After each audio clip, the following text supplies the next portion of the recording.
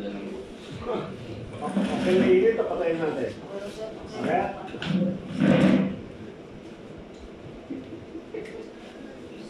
Nakatak na.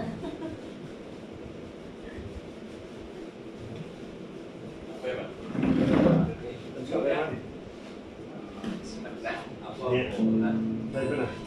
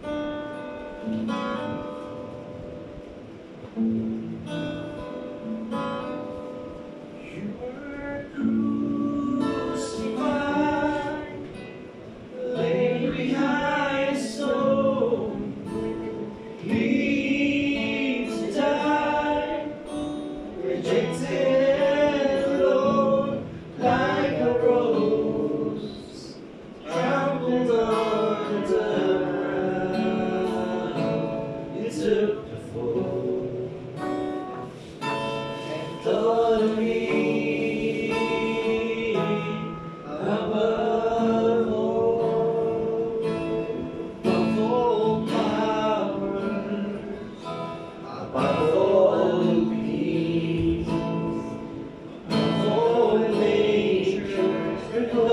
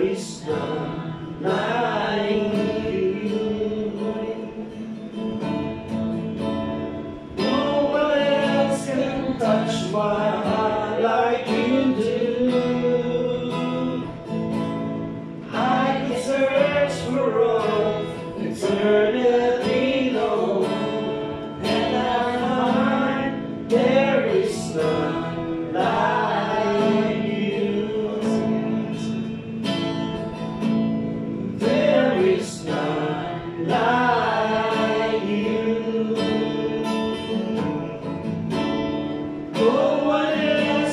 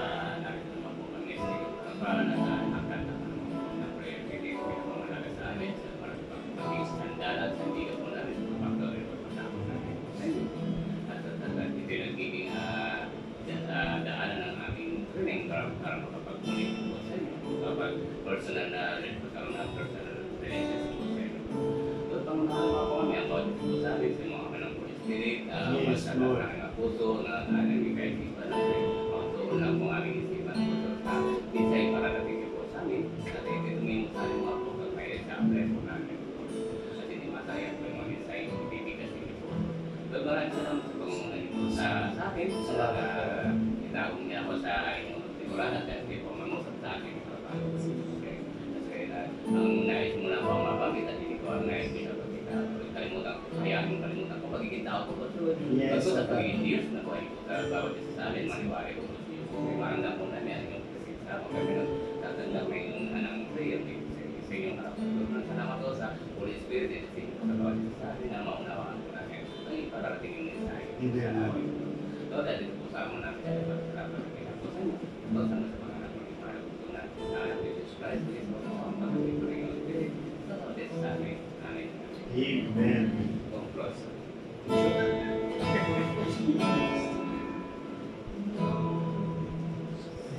may pinapaparating na muna sa atin si God. Actually, dalawa ito sa pinagpipilihan ko sa awit o kaya sa dito sa Jeremiah. Kasi punta mo muna tayo sa Jeremiah. Sa ibinigay si God na panimula na pampagising ika nga. Jeremiah 28, verse 16 to 17. Jeremiah 28, verse 16. Kahit ganito ang sabi ng Panginoon, narito ikaw ay aking palalayasin mula sa ibabaw ng lupa, mamamatay ka sa taong ito sapagkat ikaw ay nagsalita ng panghimagsik laban sa Panginoon. Jeremiah 28:17. Sa gayon namatay si Ananias na propeta ng taong Tinyawan ay kapatong bata siya namatay. Nagaling may nilabag siya. Bagamat siya ay sa propeta, siya ay nagbigay ng mensahe na kapawang mga kasinungaling. Kasi ito ay nakarakit sa kalaman ng Diyos sa mga hari. At ang Diyos ay binigay sa kanya ang kaparusahan. Anong mensahe pinarating sa atin? Unang-una, ingatan natin.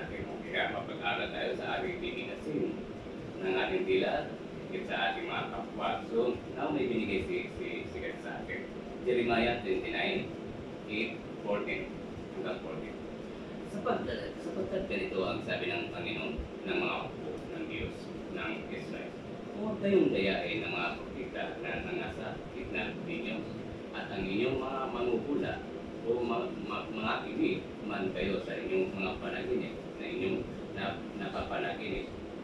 Kaya kagabi na masama ang panaginip po dapat nagising ako dahil sama yung iniingi ko ng panalangin pa ito kasi sa ganun pagkakataon ay asisita ng Espiritu, asisita ng kumikilos sa madaling araw. So, sa sarapan ng tulog. So, ibig sabihin, mapag-aral tayo sa mga nakakausap natin na hindi tayo dapat ng bawat binitawan na sa atin ay ating pag-aral.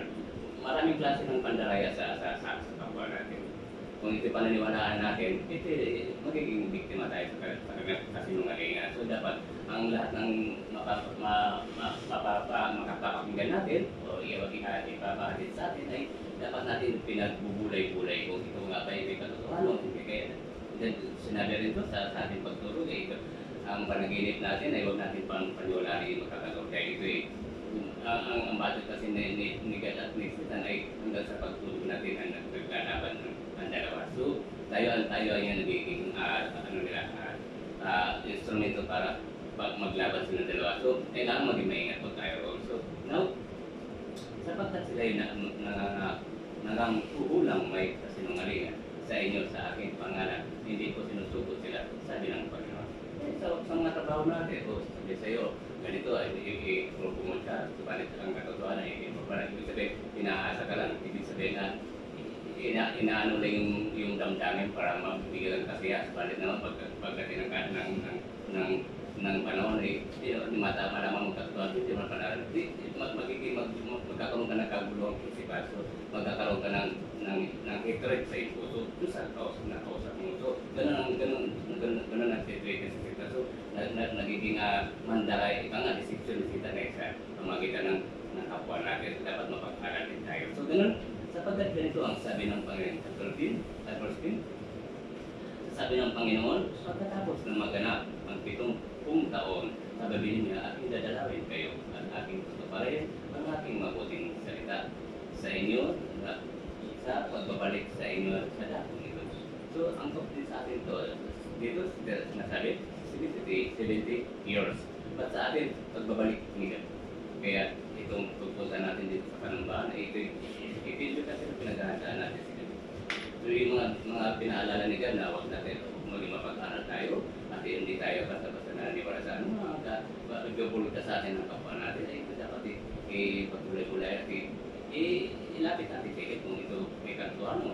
So, ibig sabihin, maging mapaghanda tayo sa darating na panahon. Ibig sabihin, may lalaki natin ating soul, ating spiritual masa sa magiging kapahamakan natin. So, yung madaling salita. So, Verse 11, at sapagkat nalalaman ko ang mga pag-iisip na ating iniisip sa inyo, sabi ng Panginoon, mga pag-iisip tungkol sa iba at hindi tungkol sa kasamaan, upang bigyan kayo ng pag-asa sa inyong huling wakas. Ibig sabihin, pinaalam mo nito ni God, nakatingin si God sa mga nilalamang kabutihan ng ating puso. Kasi si God ay, si God ay pag-ibig, at hindi kaya hindi niya iniisip yung mga kasamang niloloob. Kaya ang nais ni God sa atin ay dapat parang mga kabutihan lamang dapat tinatanim natin sa ating puso at hindi tayo nagtatanim ng galit sa ating puso. Itong galit sa ating puso ay ito nagpapalayo kay God sa atin. So kung titin mo sa atin ang pag-ibig at pangunawa at pagmamahal sa kapwa, higit sa lahat ang gabi natin pag-ibig sa atin ay magiging problema sa atin sa ating panahon at makapapatuloy talaga tayo magiging bukas ang puso natin na payagan natin ang ating puso na panahanan ni God, pagkarihan ni God, gawin po ni God ang ating puso. So, sa pamamagitan ng ganitong pagsasagawa natin ay mapakasa na tayo pagdating ni God, hindi tayo mapaparusahan niya. So, verse 12, at kayo magsisitawag sa akin at kayo magsisiyaon at magsisandan kasi dalangin sa akin at aking diningin.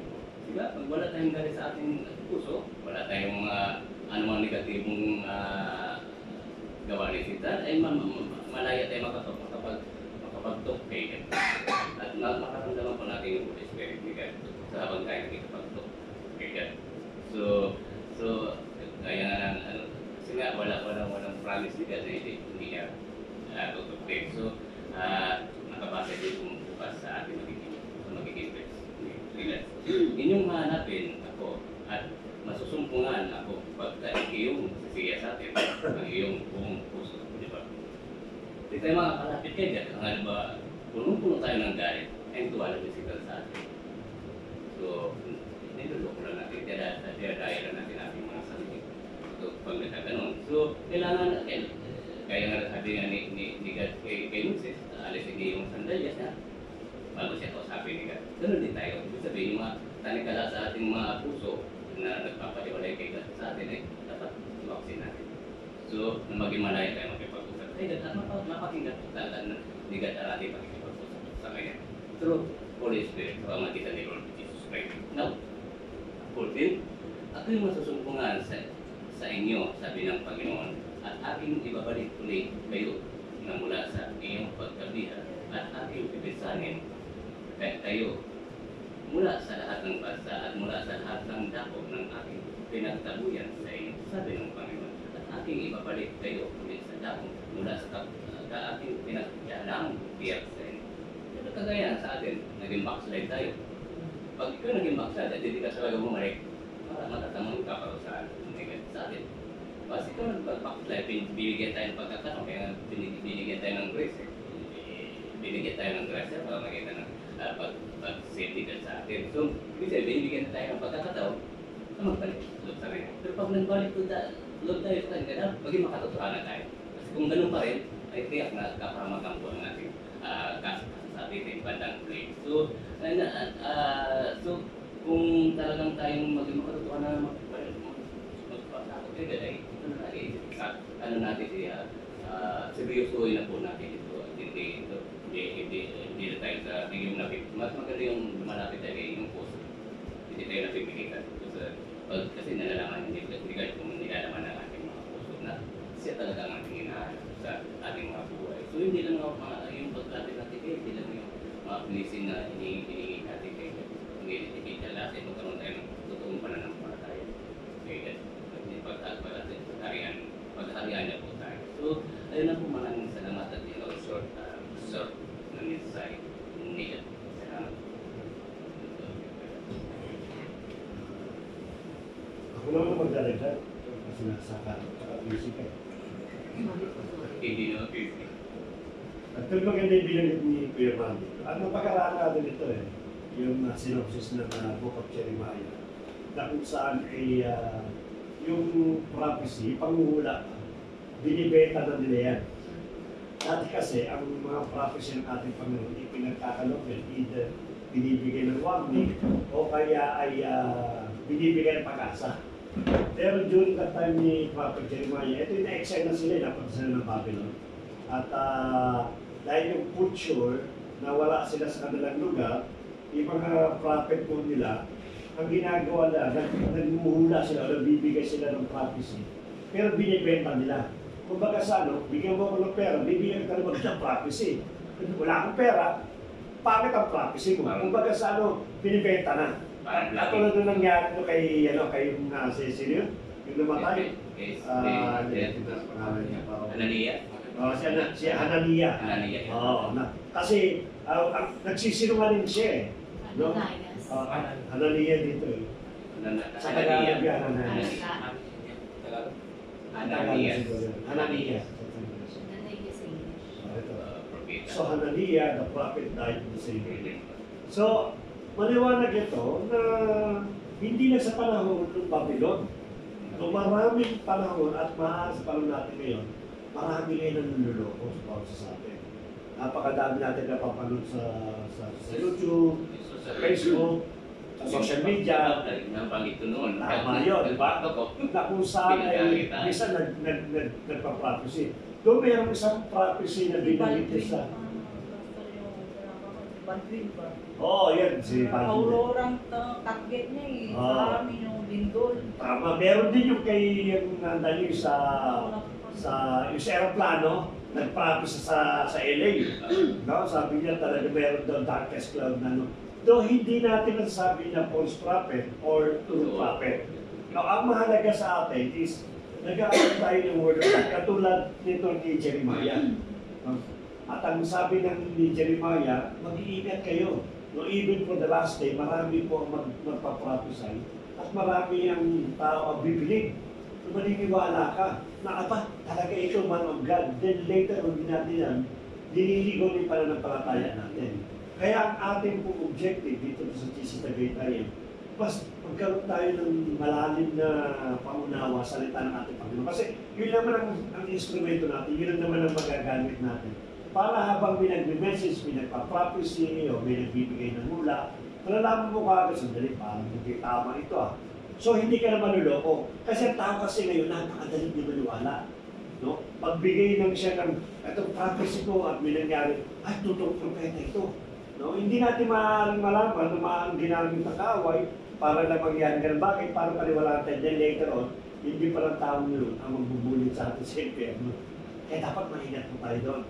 Sa pagkikinig, marami po ngayon sa social media sapagkat ginagamit po nila yung platform nila para kumita.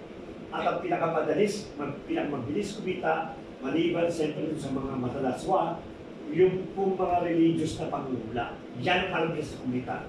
Mabilis po magkaroon po ng ang tawag na mamay, babayaran na yung ma-monetize yung pwede mo yung account. Matatanggap ka ng kada buwan. Bakit? Kasi nagbigay ka ng isang hula na akala nila ay tama ka. Kaya dapat iingat po tayo doon. At ang masakla pa nito, minsan tinatangkilik natin at ini-endorse natin mga kapatid. Napakinggan mo ba si propeta ganyan? Pakinggan mo, ganda na makakapagkaahulan sa mga ganyan. Maingat po muna tayo. Kasi may mga kapatid tayo na medyo soft pa, mababaw pa. Then sa akin, panonood ko sila, hindi mo alam, ito hindi pa lang kinakain pa naman tayo. The most important is not mag-condemn tayo, but the most important is to go deeper to the Word of God. So pagkat yung Word of God, ang siya magiging level natin. Kung pamalaman natin kung yung ba sinasabi, inuhula, ay tama po. Hindi naman lalagpas sa salita ng ating Panginoon. Definitely. Tandaan din yan. Kaya tingnan po natin, aralin po natin mabuti. Pagka wala na po at medyo hindi na tama, nakaka-disturb na, ng ating pananampalataya. Then let us study the Word of God o mag-consult po tayo sa mga tao na nalalaman po sa Word of God. Again, huwag tayo pag-isip sa mga nangyayari po sa mga nangyayari sa social media. Tayo po ay magbasa ng Word of God. That is our foundation, our faith. So pag-anila sa analysis ako naman doon sa babae ng nagpapractice ng upunan. Sabi ko, itong babae na ito, naman ito ginamit ng globalist ba para i-project niya kunyari. Kasi ang Sabi ko kasagwat. kasabat yung babae para iligaw yung ano, ibig sabihin nakatuon doon sa taas, hindi doon sa gawang tao. Sabi nga ng China, ang nangyayari sa buong mundo ngayon ay man-made. So hindi sa atin hindi sa kaalaman, may hard technology na kayang manipulating weather. Lahat naman dapat na naaring gawin nila. Sa sobrang lakas ng hard technology, pwedeng hatiin daw po yung buong mundo sa dalawang hati.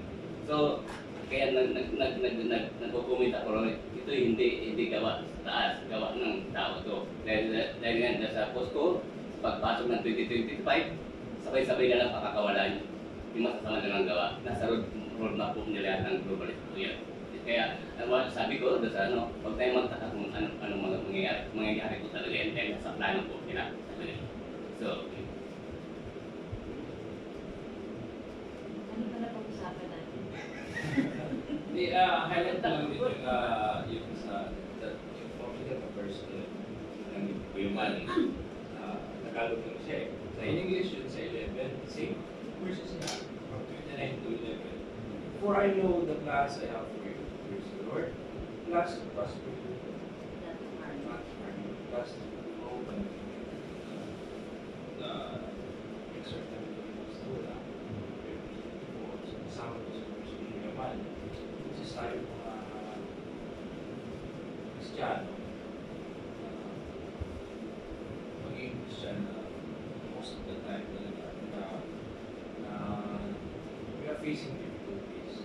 Sometimes nilalagay tayo ng Lord sa mga situations na talagang sasalihin natin, sabi natin, Lord, parang ikaw ay makakapagsunod. Yung mga problema dati sa buhay natin, big na problem o talagang nandyan na siya, post na kasama na sa buhay mo. Yung mga immediate na problema na kaya natin ano eh. May mga mabigat talagang problema na tingin natin na it's very impossible na talaga na magbabago. Na walang kahit sino man na makakapagbabago natin yung kapamilya mo. Ano yung mga bagay? Usually siguro yung relationship natin, yung parents, yung mga tumatayo, yung mga siblings, yung mga kapatid natin. So, mga ganun, mga hindrances din po yun na nagpapabigat po sa emosyon natin, nasa puso natin, na yung sinabi ni sa first dumating, makipag-usap na sa akin, isip mo ako yung your heart. Parang talagang buong-buo yung puso mo. Tingin mo yung kung ano yung gusto mong hingin. Doon yung lahat ng desire mo sa puso na walang mabigat, 100% ibibigay. Pakinggan ko, at ibibigay ko sa iyo yun. So, normally tayo mga Kristiyano, dahil tayo sa situation na yan, na tayo alam natin bilang Kristiyano, na there is only one God na makapagbigay tugon doon sa anong kahilingan, kung ano yung sitwasyon na saan ka man, anong kalagayan mo sa buhay. So, sa testimony ko sa buhay ko, talagang nangyari ito sa akin, na hindi ko akalain na makaka-result ka talaga na wala na yung makakapag-solve sa libro mo eh. Nandun yung bigat ng puso mo, yung heart mo, kung paano babaguhin ito. Kasi talagang with all your minds, with all your thoughts, yung emotions mo lahat, ayaw eh. Pero yung puso mo, hindi mo na maano kung paano ko baguhin ito eh. Paano makikipag-trato mo sa tao. It's so amazing that God really touched my heart. Natanggap ko yung pagmamahal ng God, naniniwala ako dun sa Kanya. Kasi He will not, God will not hurt you. Hindi walang plan si God na i-harm tayo. Na believers, especially tayo mga believers. Yeah. Kung anong sitwasyon man tayo, difficult, malalampasan natin yung business to trust regardless kung ano po ang situation natin, talagang magpa-prosper po tayo sa, all behind the scenes, God is working behind the scenes. Amen. Hindi natin alam, hindi natin nakikita, pero naniniwala po tayo, that's faith, na He's working behind.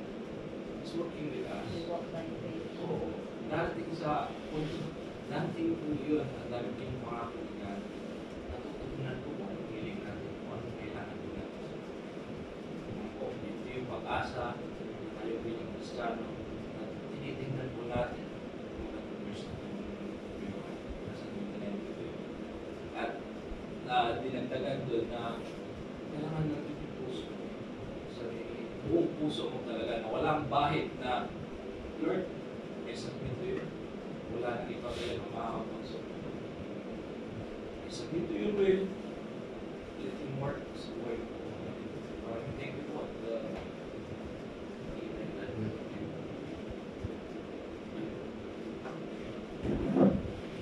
Madalas kasi pagka dumadaan ng problema, akala natin, marinig na, sinusubukan ako ng Ganyan natin siya maganda. Ganun yung sinasabi ng iba. O kaya yung iba naman, pinutokso ako ng Diyos. Nasa New Testament yan eh. Huwag mo sasabihin. Huwag sabihin mo naman na pinutokso siya ng Diyos.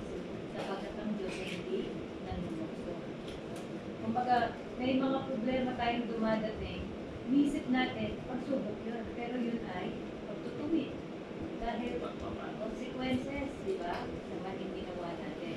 Kaya pag po dumadaan tayo ng mga ganyang bagay, makaisipin natin, ito ba ay pagsubok o pagtutuwid?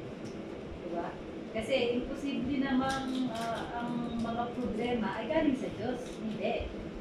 Palagi yan galing kay Satanas. Pero ang magandang sinabi ng Panginoon sa Genesis 50:20, sabi niya, you intend to harm me, but God intended, Genesis 50:20. You intended to harm me, but God intended it for good to accomplish what is now being done. The saving of my life. Meron po magandang word. What the enemy, ayan. As for you, you meant evil against me, but God meant it for good to bring it about that many people should be kept alive as they are today. Ito po yung sinabi niya ni Joseph. Yung, di ba, you meant it for good. Baga, yung kaaway, meant niya yan for evil sa iyo. Pero ang Lord, kaya niyang i-turn yung evil into good para makita mo that God is really working. Ito po yung kasunod na nung sa Jeremiah, na malalaman mo na out of the bad situation, kaya pa rin i-maneuver ng Panginoon into your own benefit. Katulad nung nangyari kay Joseph. Lahat ng mga pangit na nangyari sa kanya, di ba? Binenta, konting patayin, nilagay sa balon, ginawang alipin, pagkatapos napunta kay Potiphar, naakusahan na siya'y mangre-rape, nakulong, di ba, nakalimutan, ng ilang taon na doon sa kulungan. Pero God meant it for good. Kaya ito yung sinasabi, yung plano ng Lord cannot be thwarted by Satan unless you agree. Di ba? It cannot be thwarted. Pag sinabi ng Lord, the plan I have for you is to prosper you and to give you life. Diba? Pag sinabi niya yun, it will happen. Kaya yun nangyari kay Joseph. Kahit nawala siya sa sarili niyang bayan, napunta siya sa ibang bansa, God meant for him to become a leader. So, nasaan man tayong lugar, because God promised sa ating ninunong Abraham, He meant for us, good life. Tapos, diba, yung na-mention namin kanina umaga sa vlog, yung sa Psalms 35 verse 27. Sabi doon, God delights in the prosperity of His servant. So, ano mo yung pinagdadaanan natin? Pag itong mga word na to, pinakawakan natin, na ang Diyos natutuwa kapag ikaw ay nakapagpala. Okay? Bakit mo aalintahanin yung konting problema na yan kung alam mo ang plano ng Diyos mabuti sa Dapat buhay. lang ako malayo ako eh. Di ba, eh? Malayo ako kasi sa orang ko niya, tumbok niya eh. Kaya nga, may pagsubok tayo. Tapos pasabihin natin, thank you, may pagsubok para naman sa kung blessing na may mga matatamo po sa. Pero sunod na ano, yung mga marami ka, sa kabila, napalayas tayo. Di ba? Ibigay yung itong panampahan, binigay sa inyo. Yung pamamarami ka, ginamit niya si Sita.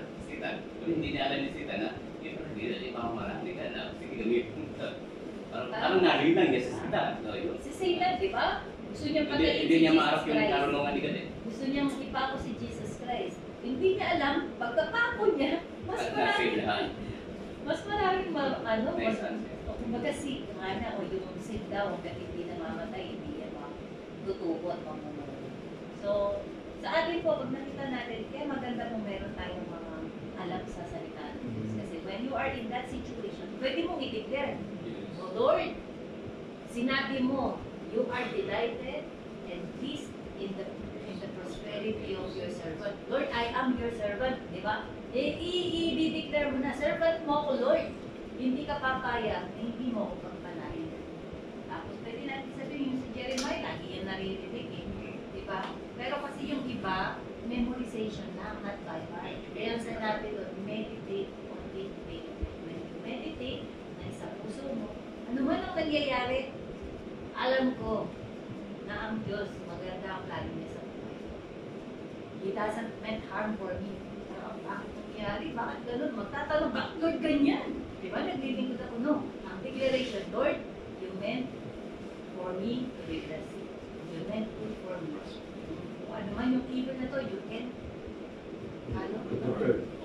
overthrow me into good things. So, dapat meron bang confession, i-confess mo siya. Kasi pag narinig na kaawayan, wala na, talo na siya. Yun yung kapangyarihan ng confession natin, ng nila natin.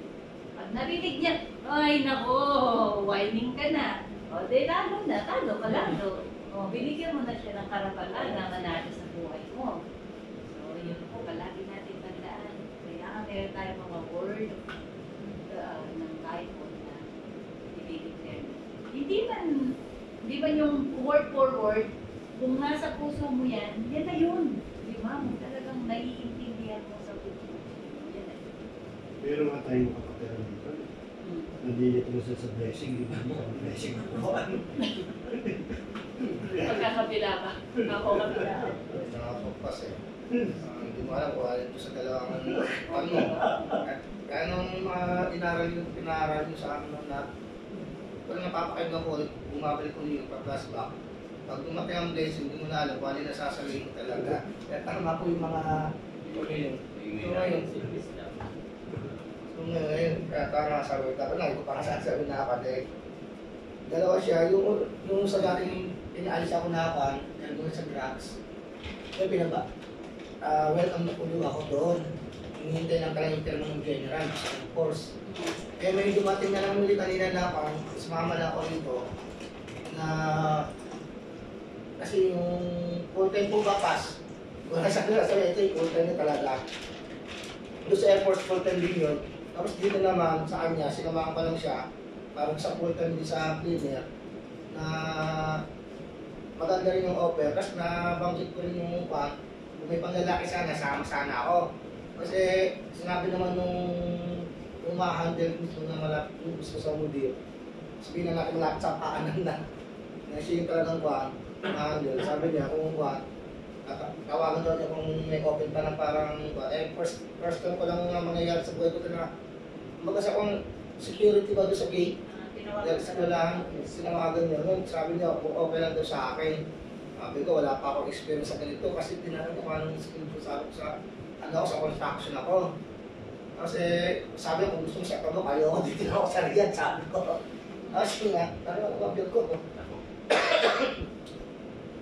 Kung okay lang daw sa akin na mag-security, kasi dito ng trabaho mo, basta huwag mong yung mga bata pagdating sa uluyan, dahil yun ang mahigpit na bilhin sa akin. Kung ano yung card ng bata, kailangan parehas doon sa susundo. Huwag na huwag mong ibibigay pag hindi parehas. Kasi yun ang policy talaga. Kung ano magtigas at ganito nakalimutan niya, ikaw mo agad sa amin para sila yung makipag-usap. Ayun nga, pas, sobrang blessing, hindi na ano yung pan. Mas pinili ko to kasi pareho din yung sweldo pas Kasi ang magandang pa pas, 2 days day off, magkasama pa kami. First na nung Ano yung mga kuya, yung mabibigyan kami talaga ng ikam, yan pinakamumahal. Ayun na nga pa, ito pa nga yung isa Para na maging legal ka. sa kabila, wala pang pag-asang na pang makapil. Dito, after 1 year, basta ng good performance, maayos yung papel namin ako. Ito na ata yung matagal kong dinadala. Sabi ko, noong una kasi wala na akong pag-asa na talagang maayos yung papel. Sabi ko, ito na ata siguro yung after 10 years, sabi ko, ay, hindi ko makinata. Kasama kayo sa prayer. Yung kasi talaga nakapampas. Yung Mga puro, kasama sa Dili. ito na ata yun, sabi ko, ito na ata yung matagal na dinadalaan ko rin na ako. Yung pasalaw pa sa pagkakataon, sabi ko na magkaroon ng full time. Dahil ayaw ko na talaga mag-part-time pass dahil nga yung sitwasyon niya ng part-time, ano naman, medyo season lang ito, full-time, at least may inaasahan ka talaga na pass. Mas ang maganda nga yung sure yung sahod na aasahan ka ng pass. Yun, paras din yung sweldo na in-offer ko sa Air Force saka dito. Okay, ito kasi maganda, 2 days day off pa ako, saka 8 hours ang trabaho. Ayun lang. Tama po yung sinabi niyo na pag talaga na i-declare mo na pa rin natin, i-claim na natin na napapasaan. Ay dati yung mga naalala ko pati yung previous ko ng pastor sa Ilocos, kung ano yung mga tinuturo niya sa mga member niya, dahil kasi na tumatulong talaga sa isipan namin pasi. Ano yung mga na i-declare niyo talaga na huwag kayong mag-alanganin ba? Talagang think positive na.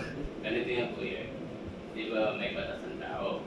Na ayon sa batas niya, sabi niya, ang ano ang batas ng bansang kinaroroonan ay dapat yung dapat din magpasako. Ibig sabihin may nilalabag yung batas. Ano nilalabag yung batas?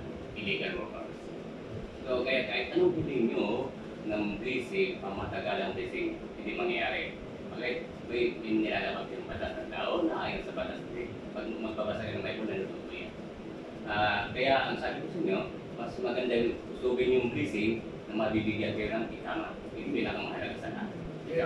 Ayun nga po, mani nga ka. Pag nagkaroon ganyan, tatagal ang blessing sa ibigay sa iyo. Yun nga po, mani nga pagkama sabi ko na nga rin siguro yung basa ko na Yung mga pinapagay na trabaho na maayos at trabaho na maayos sa pasahod. Kahit makapil talaga na ako, hindi na talaga. ang pasabi mo lang ng pinakamabuhay. Ang blessing kasi ng Lord, magtutuloy yan. Pagka yung nakita niya yung performance mo.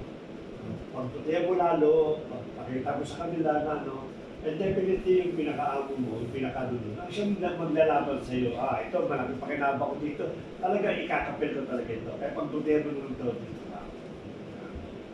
Para sa akin kasi yung mga pagsubok. Every time na may pagsubok, marami sa akin. Dinideclare mo talaga na after this blessing talaga. Yeah. Kasi hindi tayo pabayaan ng Panginoon.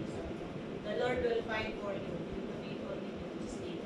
Exodus chapter 14 verse 14. So, kahit ano man yung pagsubok, sabi ko,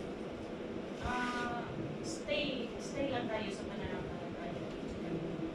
Tsaka, doon niya naisip-isip ko, kahapon lang kasi sabi ko, Lord, baka na-receive ko na yung verse na sabi niya, magugulat ka na lang na yung hinihingi mo sa Panginoon, mas sobra ka sa hinihingi mo. So sabi ko, salamat Lord. Tapos kanina, napaliwanagan ka.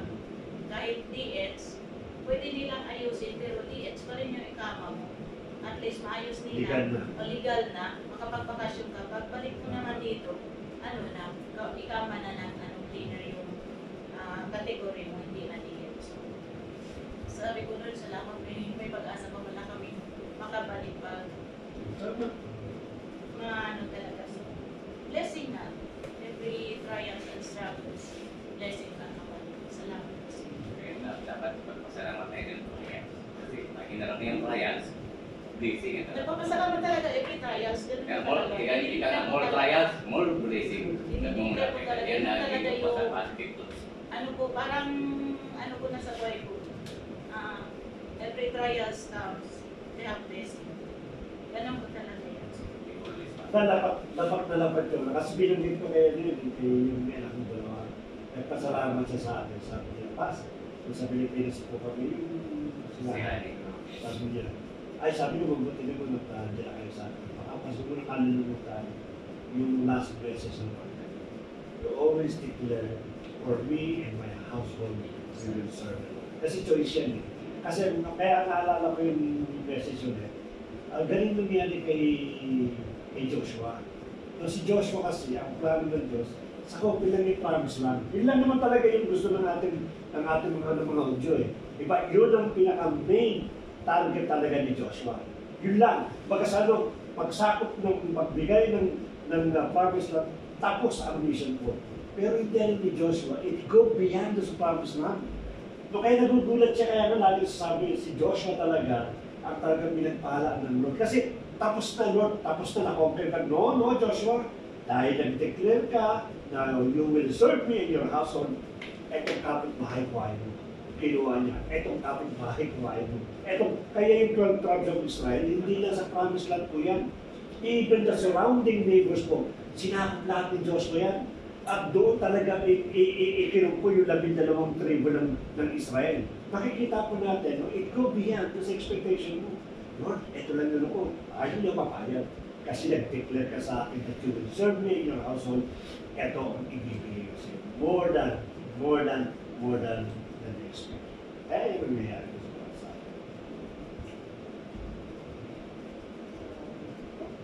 Testimony ko, di ba? Ulit-ulit ko naman sinasabi yun.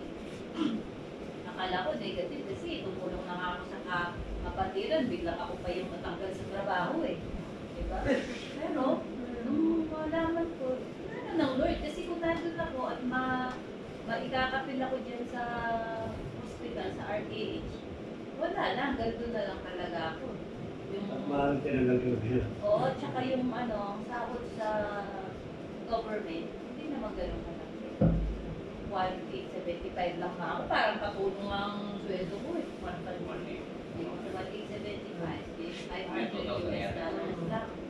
Yun lang ang sahod ko. Tapos, tsaka ko nalaman ba? Yung palang gift sa akin sa pagninegosyo, sa pagluluto, aasenso pala ako dito. Tapos hindi pa natapos yun, akala ko yun na yun eh. Kasi kumikita ka na ng 4,000, 6,000 a month, sarili mo oras mo, bahala ka kung kailan mo pwede, di ba? Sabi mo, kontento na ako dun, pero ang Lord eh, he meant good, even for good, gagamitin niya. At the same time, sabi niya, I will prosper you.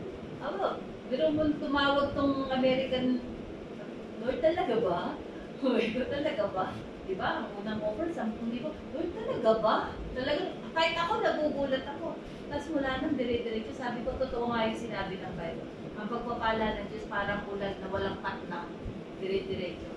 Talaga kung mararanasan natin yung kapag talaga isinabuhay na. Siyempre, nagkaroon ako ng covenant sa Lord talaga. For me and my house, I will serve God. Parang po ako, naalis ako sa Indian. Wala na yung mga kaibigan ko. Diba? Wala na sila. School. Tumawag yung isa si ate. Nung napasok ako sa kabila. Si ate. Kami kaya kung trabaho sa kanya, pero ako yung trabaho. Pero alam ko yung Panginoon. More blessings na talaga ibigay sa akin. Pagtawag niya, iyak talaga siya. Wala na. Pagdating ko sa bahay, kausapin ko na. Mas matindi yung kaibigan na, Panginoon, di kayo iwanan. Hindi kayo chichismis. Ayun na, talaga. Tingnan ko, wala na. Kahit isa, wala na si ate. Tumawag ako si ate. Hindi siya nabangate. Kinabukasan, nakapasok na siya. May mga seasonal na kaibigan. Kung saan ka ang trabaho, kaibigan mo sila. Pag wala, kaibigan. Pero ang kahit sa kapumunta, kahit ang bansa, kaibigan mo. Give thanks Free tayo na ito. to the Ano? Anim. Eh, bunot. Ay, din. 2, 4, 7. Iganon mo, para kay hindi bigla sa casino eh. May agent prayer. Yung kapatid ko kasi, ating kapit sa Pinar kasi, pwede, dinigin at ano na siya ng suka na pala. kanina, 19, ano lang daw ang platelets niya. Kailangan siya ng 5 bucks na tumutal. Wala pa kahapon na gabi na doon, wala pa silang na-receive na donor. Hindi ko na po Ano po pangalan pa mag-ina? Adonis Mamuno. Adonis mo. Kasi uso na tingin Ang concern po natin, masalino ng dalawa. Opo, kasi 5 bucks yung kailangan. 5 bucks na dalawa. Sana may makadonate. Sige. Pagkagulat tayo, bakit na bukasan 10 bucks para tinutin. Adonis mo. Praise the Lord. Di ba wala na akong pag-operate? Pinamigay ko na. Ay, nako.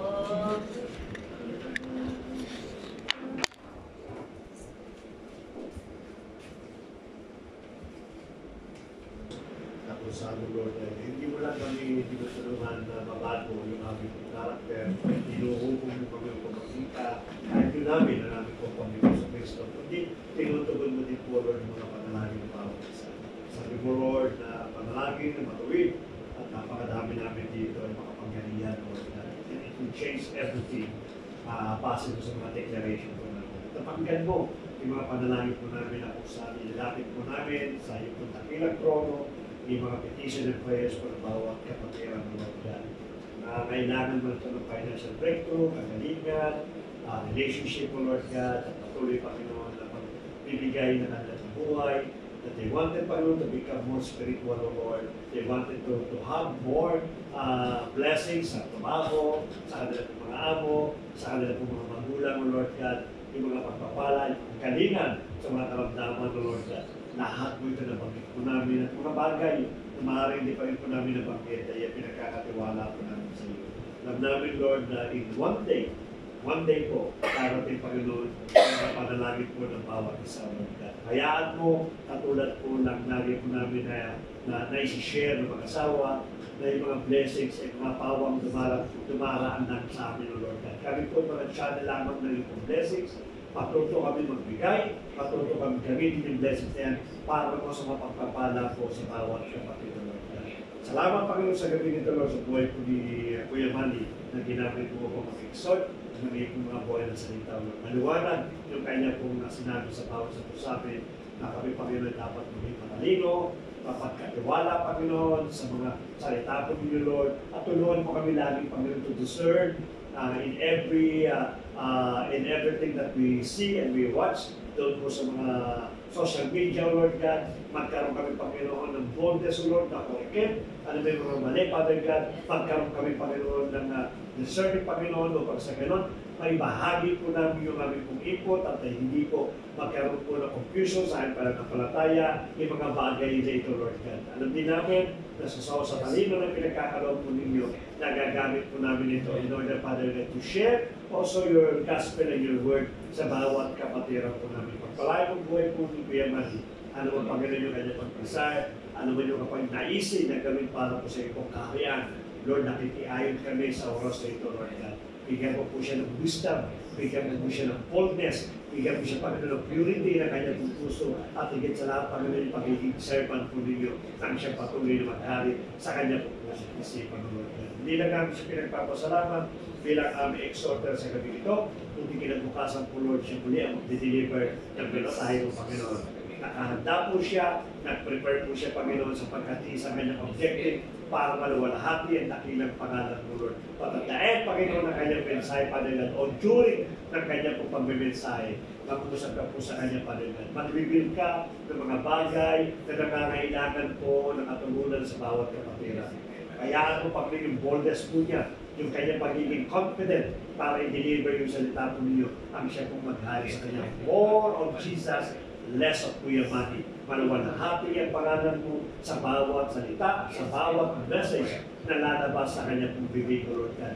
Tulungan po kami, Panginoon, na makikinig bukas, na magkaroon po, Panginoon, ng serious na puso, mapakinggan po namin ng buo ang mensahe po ninyo, Lord God. Hindi po magkaroon po ng distraction during the message, but rather, Lord, mauhaw kami sa iyong mga salita, Lord God. Kumilos po ba ng Espiritu sa aming pong kalagitnaan, ikaw, Panginoon, ang magbigay ng mga learning, ikaw magbigay ng kaunawaan sa mga salita niya, Padre God. Bayaan mo na ang aming pong puso ay maging matabang lupa upang maitanim ng tama at magkaroon pa ng ugat at magkaroon ng foundation yung mga salita mapapakinggan po namin kinabukasan, Lord God. Sa mga kapatid po namin, Panginoon, na nag-declare na sila po makakasama namin tomorrow, Lord, ngayon pa lamang whatever the lies, whatever the instrument of the enemy, upang i-confuse nila po sa at hindi pakatin sa dating kung bukas, Lord, ngayon pa lamang nire-review na po namin. Even those reasoning and thoughts, O Lord God, we rebuke them in the name of the Lord Jesus Christ, O Lord God. Give them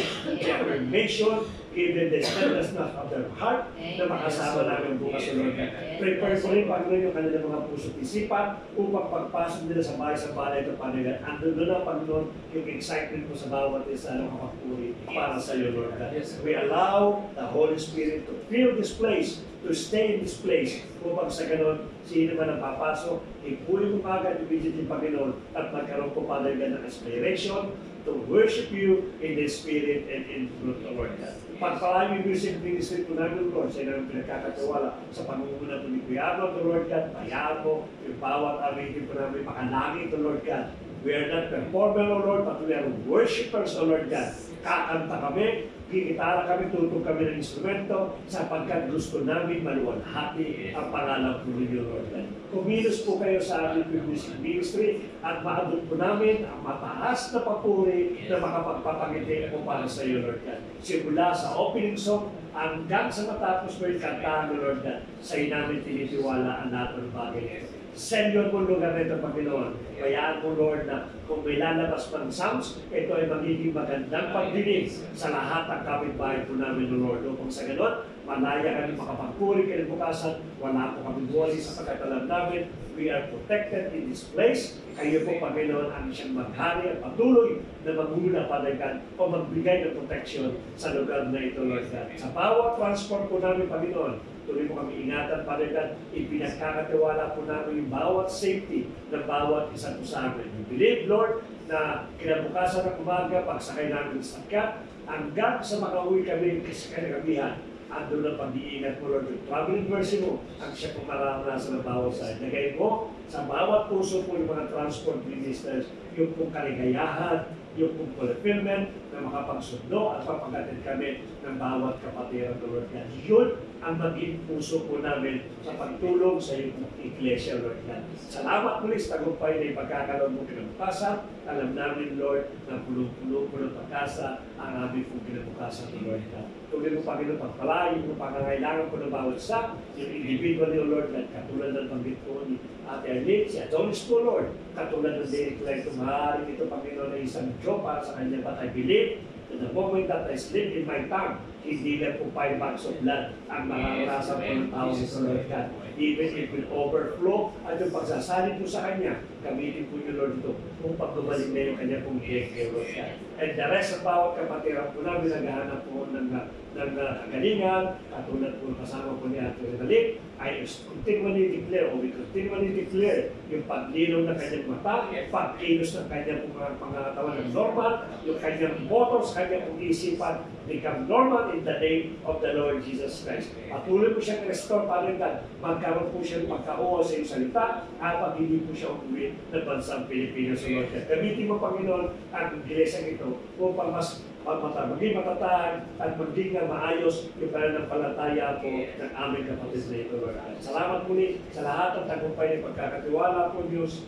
Kinabukasan, Lord, ngayon pala nung we will declare, Father, the victory and let your name be magnified sa aming pong service for tomorrow. Lord, yung aming pong pagkasaluan ng pagkain, tuloy mong pagkawain, Lord, at kawain mo si Pastora sa maghahanda ng mga pagkain nito, Lord. Gamitin mo kanyang kawain, bilang pang instrumento ng aluwalatero po ninyo. Gamitin mo yung kanyang punanay sa pagluluto, bilang kaparaanan ng pagsisimpi para sa umagitan po ng bawat kapatid. Pagkawain yung pagkain, paggamit sa bawat sa pusamin, yung nutrition, yung vitamins, upang magkaroon kami ng karahasa sa mga katawan. At paggamit mo rin, Lord, sa kagalingan sa amin pong mga karamdaman ng Lord. salamat po rin Panginoon sa lahat ng biyaya ito. Even sa paglisan po namin, ingatan mo buhay po ng si Kuya Arnold. May hatid po kami sila at yung second sound. At pag-uwi si Kuya Arnold sa kanilang bahay and safe and sound. Thank you so much, Lord. Lord, kahit Panginoon sa gabi nito, sinasama namin si Kuya Bert. Tuloy mo siya bigyan ng comfort to Lord sa kanyang pong situation sa oras po nito, Lord. Kaya paunawa po sa kanyang Panginoon that in everything there is a season and there is an end sa bawat isa po sa amin. Lord, patuloy po siya akapin, magkaroon po siya ng comfort, magkaroon po siya ng kapayapaan, including the entire family po ni Boy Boy mga manlapas, O Lord God, at bayan mo Panginoon na madali na matanggap yung pag-yaon po, yung tatanaway, at maging kapalahanan po ito Panginoon ng panibagong blessing sa kanyang buhay, Lord God. Salamat Panginoon sa katatagan na pinagkatiwala po. Salamat sa buhay na pinakita mo sa kanyang Lord God. Sa lahat po Panginoon ng bagay na ginagawa po ninyo, maraming salamat po. You will bring back the glory, the praise and adoration in Jesus' mighty name. Amen. Amen.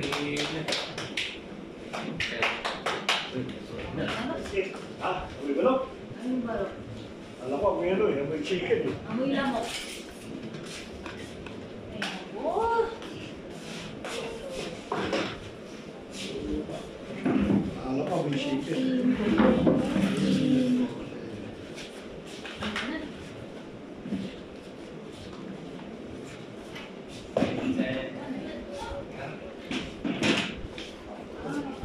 Ito kami